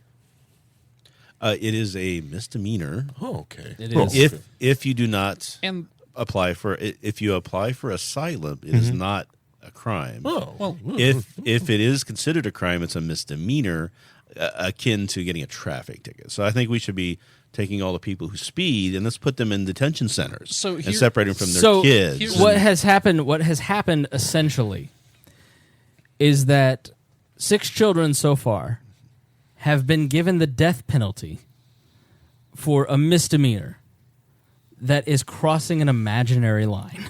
And those are the ones in the detention centers. We saw the picture of the father and his daughter. You will never be able to convince me that someone deserves the death penalty for a misdemeanor, especially over something as absurd as crossing an imaginary line. It's ludicrous. Here's my thing. It is a misdemeanor. If you show up to traffic court and they can't process you in a reasonable amount of time, they throw it out. Right. It's time to start letting these people loose because we can't process them in a reasonable time. If we want to try to issue them a summons for a later date and try to continue the case against them or continue their hearing, sure. Yeah, catch and release is a bad policy, according to Trump, but no, this is a worse policy. Yes, right. Let's not tap dance around it. It's fucking ludicrous to think that people are going to come back to their court date. I concede that point fully. But if they were to potentially killing them is not a much better solution. Right. If they thought that they would actually get the asylum they're seeking, they'd come back in a heartbeat. Right. They know that that's not going to happen. Right. Yeah. Immigration doesn't work because the government's in charge of it. What I love is when because we're talking about how these people are coming from Central and South America. They're basically conservatives. Why are they voting Democrat? I wonder why they're voting Democrat. Maybe it's because the Republicans want to keep them out. They want to put them in detention centers. They want to basically torture them and don't care if they die. Why on earth would they want to vote Democrat? The Republican friends on their Facebook feed don't have a problem with babies not having diapers. I don't know why they would not vote for you. That doesn't make any sense. All right. So, final thoughts, Harry. Final thoughts. It's the conditions down there are just egregious. We wouldn't, just like everyone has said, we wouldn't stand for that in anything. And it is just awful that what's going on there, and it just shows you just the way they're just wiggling and just going after everything else. And it is just, this is a slowly road because they're going to try to do this to these undesirables who are coming across that imaginary line, and they are doing it on American soil. And then they will just do it to something else. They'll find another group, and they'll do it to that group until they get to to who knows where this will end up to. And now it's like, oh, he's making a slippery soapbox argument. So screw you. I am, and look what's happening. Look at the human cost of this slippery honestly. soapbox. Yeah, just the human cost of that. Right. Throwing the cases out, getting these people out, getting them that it is just because something's cliche, it doesn't mean that it's not true. Right. Right. And it's not like the court system, stuff like that, doesn't have the ability to process this. They don't want to. Yeah. They don't want to process this. Because there's the same kind of issues in these judges, the courts, these exist on the northern border, but they don't use them. And people cross these imaginary lines all day, every day. No one bothers. You cross 2 to get here. Right. You just go through certain towns or stuff like that. And to get about there's school children I've talked about the school bus that goes across the Canadian-American border every day, and a bus driver's got to get out and read everyone's passport, then get back in the bus to drive across the stupid border. It's absurd. Yeah. It's just like it is ludicrous. And people are like, I don't understand what open borders looks like. I mean, look around you. We live in a country of open borders. 99 borders between the continental U.S. 99 state borders. And then you add in every county, township, city, individual houses. Yes, and within that you have governments, Republican governments that operate, but economically, the point is that economically we make it work. Right. Yeah, we have the technology, everything to make this work. But you just got these people. You got people that don't want to make it work because they're afraid. They're afraid of an unknown, and they're meant to be. And they are fed this information so they feel afraid. So they're finding out and doing it on their own. Right. And it's like, And the other thing that just I want to finish this off is that if given, there are probably.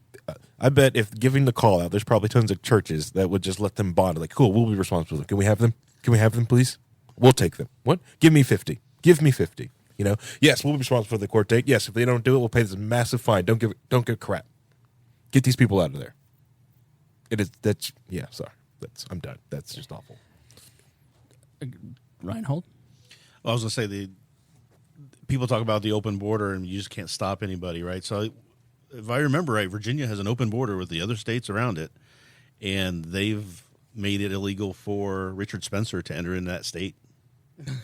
So it seems like it's possible to do in an open border situation once due process has been given, and you're not assuming that people coming over here are going to break the law, or assuming that they're going to do this or do that without giving them due process. What happened to innocent until proven guilty? Right. And these they're considered guilty before and have to prove their innocence or prove their reason for being here. The reason for being here is because they want to come here. I don't see why that's just a big deal, but I guess for my final thought, just because I kind of jumped in here, as you're wont to do. I know I kind of have a bit of a big mouth. Read that book by Daniel Krant. It's called The Guarded Gate. I'm reading it for the second time. By reading, I mean listening to it. But it's an exceptional book. It's very, very, very detailed, written like a history documentary, just saga with a lot of different players that were involved at the time and what they said at the time. It's not someone trying to put their opinion on what they think happened at the time. This is their own words, their own actions, their own deeds from the time presented to you. And I really think it's a powerful book that when you hear it, you hear the same arguments being made then 100 years ago as we're hearing being made now. Paul? I try very hard not to draw a line in the sand, but I think that if you do not... Harry's talking, sorry. Oh, yeah. I just tone it out. Maybe that's... I'm sorry, Harry. Problem. That's why you're single. No, that's probably from working with him, but... So, yeah, I try not to draw lines in the sand when it comes to libertarianism and drumming up a purity test. But if you do not believe in the universality of human rights, the individual dignity of every being on earth, it's individualism. Yeah, absolutely. Right. No, if you do not believe that every individual has rights, and that includes the ability to not be wrapped in soiled cloth for months on end awaiting a show trial, I have to question why you're in this movement, why you think that you're a libertarian. I just think it's just a basic question of individual rights and individualism. This is a fundamental core libertarian principle. Do you believe that a person has dignity and are deserving of not being abused by the people that have power over them? This is so simple to me. Absolutely. And I think that if you make any other case, you're betraying your libertarian principles. Mm-hmm. I'll give you, I'm not for open borders. I'm not for closed borders. I just think we should have a sensible immigration policy, and people shouldn't be able to vote without a citizenship process. That's very reasonable, and I understand that. Right. What I don't feel is reasonable is that you're making the case that babies don't deserve medical care, that guards are intentionally neglecting children as to infect a population of people that they'd like to see die. I don't think that it's out of the realm of possibility that that is taking place. And I guess my final thought is that for the past 6 years since you helped get me into this party, I have strived to not form my own purity pissing test to judge others by. But congratulations, closed border, callous libertarians. You did it. You finally found my breaking point. Right. And it's because of a lack of humanity. I think our brand of libertarianism here at We Are Libertarian is wrapped in the dignity of the individual and protecting the powerless. And sometimes that betrays itself in the form of conservative talking points, and sometimes that betrays itself in the form of liberal talking points, and other times everybody thinks we're nuts. But the core principle is that people deserve to be treated well by those in power. And also that probably the power shouldn't exist. Hodey, final thoughts. Conservatives, what's happened to your compassion? What do you hear as you hear those stories about children being returned to their parents dead or not being returned at all? What happens in your head and your heart when you hear that 2/3 of these children are sick? When you hear them passing around bacteria-infested bottles, sharing lice combs, what's happened to you? What has happened to your heart and head? What kind of poison has entered your bloodstream that has made you think that this is okay? Your concept, true conservatives, is you want that little government. But border control might be one of those little things. Fine. Fix it. If you're going to have the mechanic fix your car, maybe he doesn't do a bang-up job, but he sure as hell doesn't strap a bomb to it. Right? We have a bomb being strapped to our car on the border. This is poison. This is intentional poison. This isn't an accident. Donald Trump is an economic genius. And yeah, we can argue the genius, laugh at him all you want. Oh, it's funny because he's stupid. It's not true. He's graduated in schools and taking classes and courses on economy that would boggle most people's minds. And so he knows exactly what he's doing. This is terror. This is horror.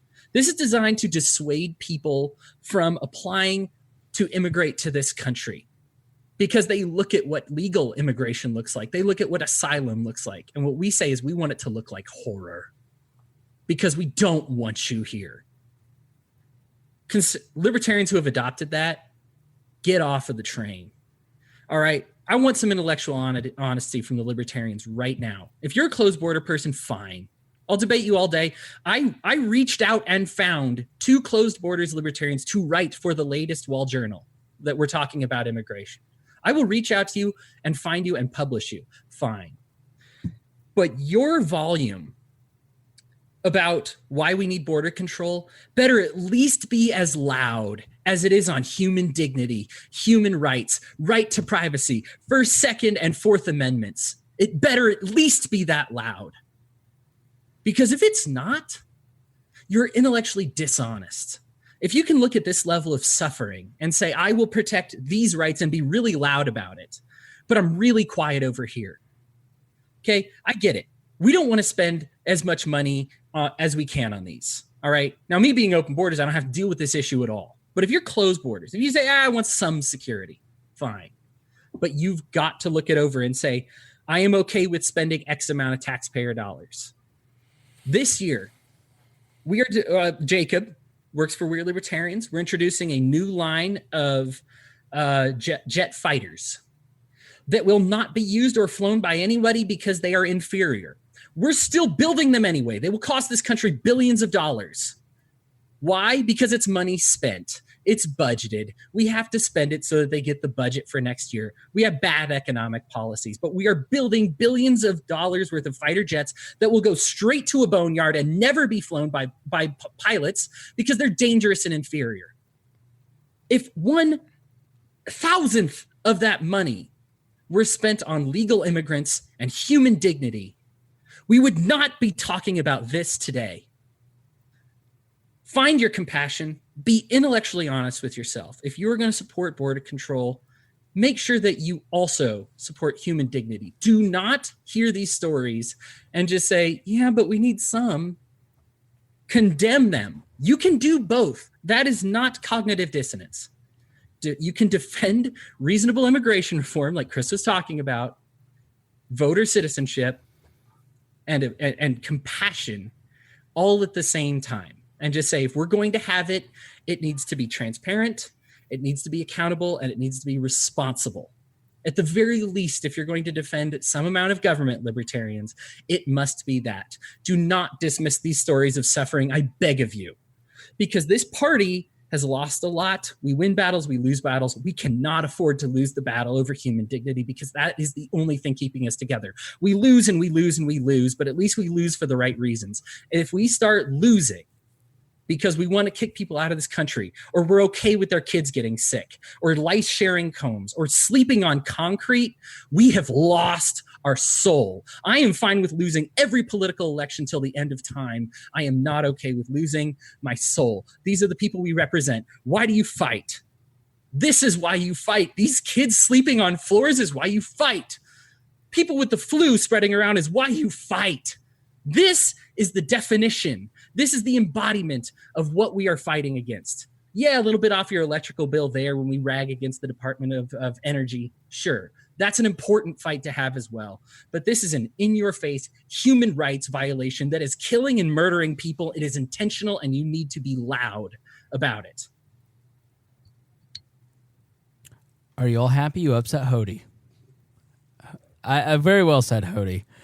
I think it is so true that this is like a watershed moment, and I think that you've completely nailed it, because, like, not to invoke Godwin's law, not to go hyperbole, let's read the Werner Herzog quote that we referenced earlier. Dear America, you're waking up as Germany once did to the awareness that 1/3 of your people would kill another 1/3 while 1/3 watches. And I spent all of 2014, 2015 studying how does a society that is at the top of culture, essentially, it was not a first world country at the time, but definitely a first world society. Economically, the Weimar Germany was very rough. But how does Goebbels and Hitler, and how do they turn the German society? And I read books like Selling Hitler and the Richard Evans series, and one book stuck with me, Into the Dark. It's called Into the Darkness, and it's by a guy who ended up running one of the camps. I think he was not Auschwitz. It started with an E. He ended up being in charge of one of the concentration camps. And the book is called Into That Darkness, an Examination of Conscience.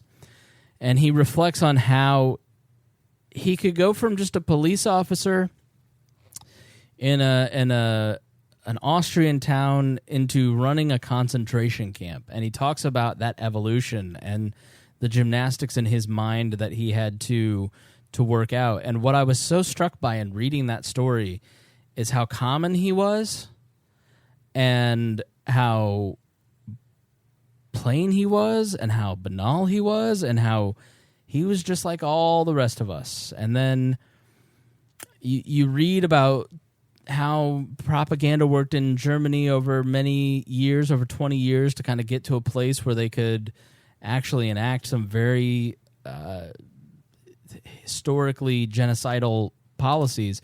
It was drip by drip by drip by drip by drip, the shaping of public opinion from the end of World War I until the end of World War II. And a lot of it was social proof. It was people feeling that they couldn't go against the prevailing opinion.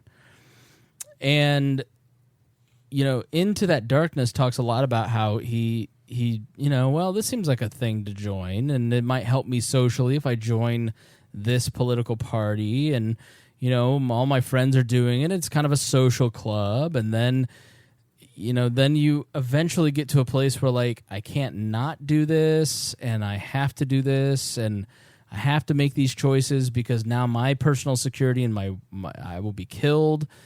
It just evolves, and it changes over a long period of time. And what you study when you learn about the de-evolution of Germany into the Nazi regime, it scares the shit out of you because you see that's us.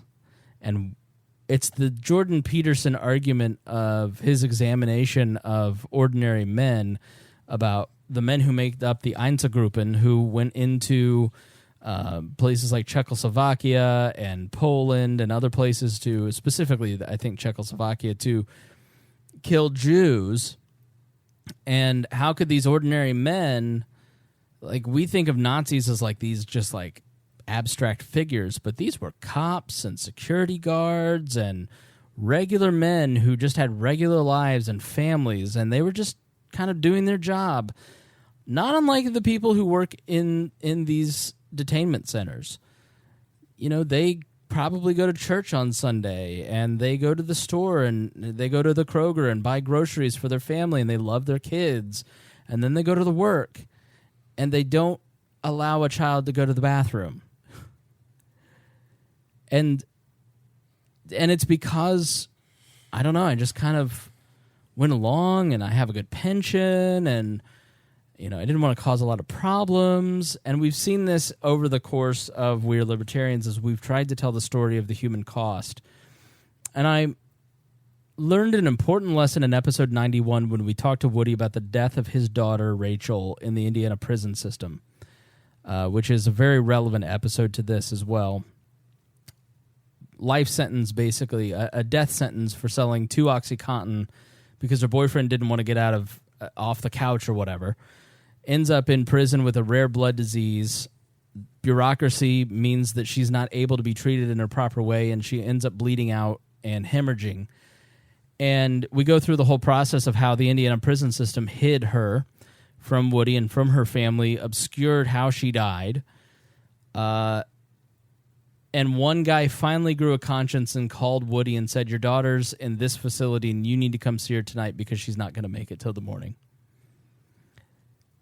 100 people touched that story. 100 people watched Rachel dying for months. And they just didn't say anything because it's just not my place. It's just not my job. I need to protect my income. I have a kid in school. And so what Hodey's saying is very true. You have to start speaking up. If you've been moved by this episode, if you have found that you can't, like Hodey, it's hit your conscience in a way that you can't stay silent, you shouldn't stay silent. Don't let the fear of other people, don't worry about causing a fight on your Facebook feed. People need to see what is happening. People need to hear the beginning of this episode so they understand the human cost of this policy. It's just imperative because the more... Silence is consent, remember? But it is the truth. When people are afraid of speaking up and saying this is wrong because they don't want to be judged, eventually the conscience of the nation erodes into a place where children can piss themselves and nobody cares. In fact, we're arguing for it because they're others. That's a dangerous place for our society to be. And you listening have the choice to speak up about it, call your congressman, share photos, video, this content, any of the show links, and just say, no, but look. And that's all you got to say is, look, do you think children deserve toilets? And I'm sure that at various points people have been really pissed off. Not at what's happening, but pissed off at us. that's a really good sign because that's your conscience pricking you. And it's saying, I know what I believe is right, and I know that they're wrong, but I don't know how. Or I'm being challenged and I'm pissed off about it because I don't have an answer. The things that made you mad, go back and study it. You may be wrong. That's how I became a libertarian, frankly, is because I was arguing Rush Limbaugh talking points to a very smart group of people, and I realized I didn't know what I believed. And this podcast has been a long conversation with myself about what I actually believe. And, it's just really important not to let this pass because it's worse than it was a year ago. It's going to be worse in a year. It's not going to be 6 kids. It's going to be 25 kids, and then it will be 100 kids, and then it will be 1,000 kids. And, well, how many more kids, how many deaths for a misdemeanor is acceptable? I mean, if your kids committed a misdemeanor, they steal a chocolate bar from the local grocery store, would you want your kids to be locked up in that kind of facility? Why is the morality different? Because they're not from your country or they're being held by the government. In my mind, none of the morality changes, but you have to do whatever mental gymnastics you need to do. So I want to thank our patrons, Christy Avery, Craig DaCosta, Jason Doolittle, the Libertarian Coalition, intern Ed Brehab. Thank you guys for being our $100 a month contributors. We thank everybody for listening to this episode. I want to thank Harry and Rhinehold and Paul and Hodey for being with us. It's been a very long night. We've done about 4 hours tonight. And I hope that you enjoy it. And I hope that you learned something or that you thought about things in a different way. And if you did, we always ask you to share and help others to see things in a different light as well. So until then, we say have a good week, and we'll talk to you next Tuesday.